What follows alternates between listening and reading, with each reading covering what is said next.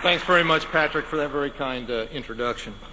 And thank you for your service to our country and everything you've done for this organization. Now, ladies and gentlemen, it is really a pleasure and a privilege to be here today to advocate for the free Iranian community and support for the People's Mujahideen Organization of Iran. Now, there is a bestseller out there that's written by a New Yorker whose name is Simon Sinek. And the name of his book is Start with Why. So let me start today by following his advice. Why support the free Iranian cause? I suggest two reasons, and you've heard these expounded upon here today. The first is that it is the right thing to do from a human rights perspective. The second is that it's the right thing to do from a U.S. national security perspective. Now let's explore the rationale behind these perspectives in a bit more detail and why it's so important to support this cause and what's the most effective action that can be taken to do that. My point is that the United States will go to great lengths and expend significant effort to support humanitarian efforts. There are many, many other examples, and the United States has a long record of protecting those who are suppressed and being persecuted.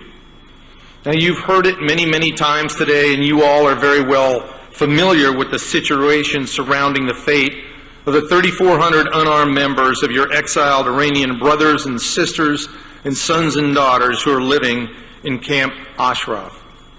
Several U.S. government agencies conducted thorough investigations of the residents of Ashraf and then recognized them as protected persons under the Fourth Geneva Convention. From 2003 to early 2009, U.S. forces protected the camp from attacks by the Iranian regime. After that, however, Iraqi forces have launched attacks several times on the camp's defenseless residents. Tehran's reaction to these attacks has been to praise the Iraqi army for its attacks, and they've asked Baghdad to continue attacking the citizens of Ashraf until their destruction. Since these attacks, the most occurring less than a year ago, the situation has become more complicated. Tehran, in a plan working with Baghdad, has called for the closure of the camp. This last December, the United Nations, with strong support by the United States, got involved, and the head of the United Nations Assistance Mission for Iraq initiated a series of negotiations with the Iraqi government, and a memorandum of understanding was drafted to relocate the residents of the camp to another location. The MOU that was signed this past December by the UN and the government of Iraq explicitly says that Iraq will ensure, quote, the transit locations meet humanitarian and human rights standards, unquote. Reaction from the United States on this entire chain of events was to condemn the attacks against Camp Ashraf and support the UN in its efforts to relocate the camp inhabitants. But more can and must be accomplished if the United States is to live up to our principles of vigorously supporting human rights. Given that U.S. forces are no longer in Iraq, the most effective tool we have in protecting the people of Camp Ashraf, protection we assured those people in 2004, is to remove the MEK from the list of foreign terrorist organizations. The United Kingdom, and as you've heard, the European Union have removed the MEK from their lists. We should do the same, as retention on this list gives the Iranian and Iraqi regimes a rationale to persecute the Iranian opposition and potentially conduct another massacre. Meanwhile, the Iranian regime is continuing to create propaganda that attempts to demonize the citizens of Ashraf. Within the past couple of days, you've heard about the press report where the Iranian spokesman, backed by these two anonymous sources from the State Department, told NBC the Mossad had been flying MEK members to Israel for training and sending them on to Iran to carry out assassinations. This set of truths is no accident. Just as the support is growing to remove the MEK from the list of foreign terrorist organizations, this fabrication was injected into the media in an attempt to prevent delisting. The Iranian opposition has survived a level of repression that is simply unparalleled in modern times. From a human rights perspective, it's long overdue to reverse that oppression.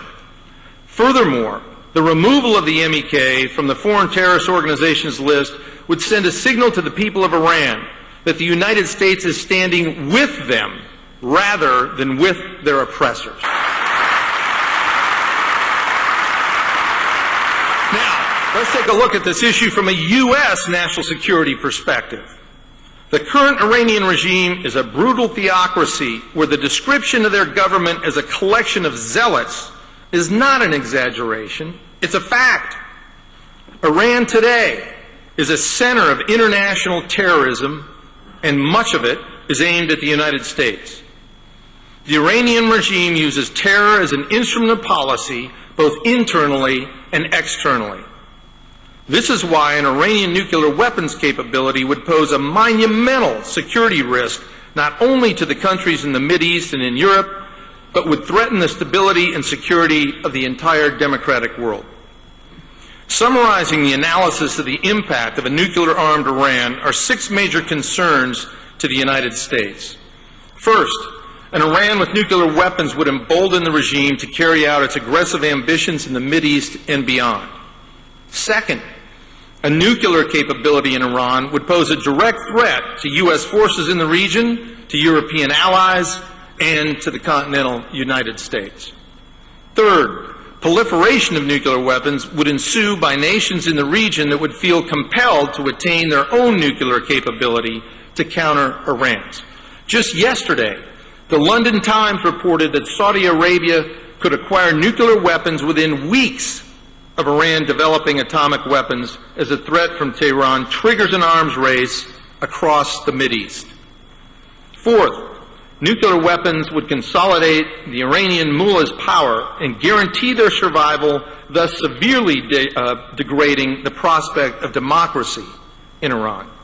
Fifth, the bomb would become an existential threat to Israel, given Iran's stated objective of wiping Israel off the map. And sixth, Iran's role at the nexus of weapons of mass destruction and terrorism would make it likely that the regime would sell nuclear weapons to other countries or terrorist groups.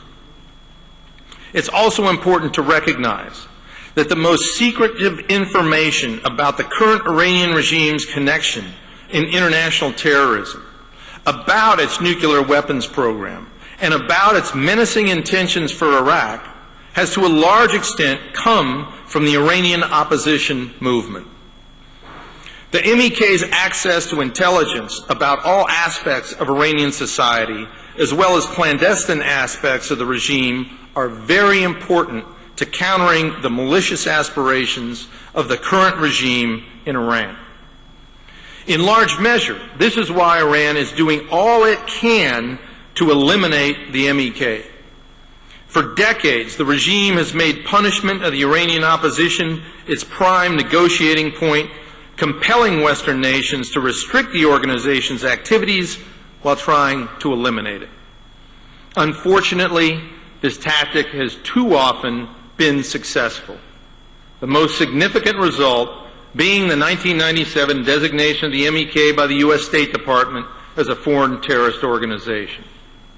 But a nuclear arsenal would create a more powerful and resilient repressive machine and eliminate any hope for democratic change.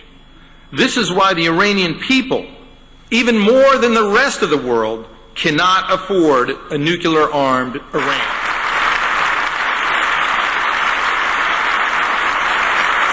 Now, Iran has never been more vulnerable than it is today. They might not say that externally. They don't want that message to come across. Their leaders' fear is that the organized opposition will continue to gain more visibility and international support. Keeping the MEK on the list of foreign terrorist organizations is actually limiting U.S. national security options unnecessarily, while the Ayatollahs are threatening us and the rest of the world with their nuclear bomb making. Removal of the MEK from the list is in the United States' best interest from a national security perspective. Removal would also send a strong message to the Iranians that their efforts to unseat the radical fundamentalist leaders would no longer be viewed by the United States as terrorism, but rather as an exercise of their legitimate right to change the future. President Obama, Secretary Clinton, it's time to make this important contribution to the security of the United States and to the world, as well as reiterating your commitment to defend human rights. Remove the MEK from the list of foreign terrorist organizations and do it now.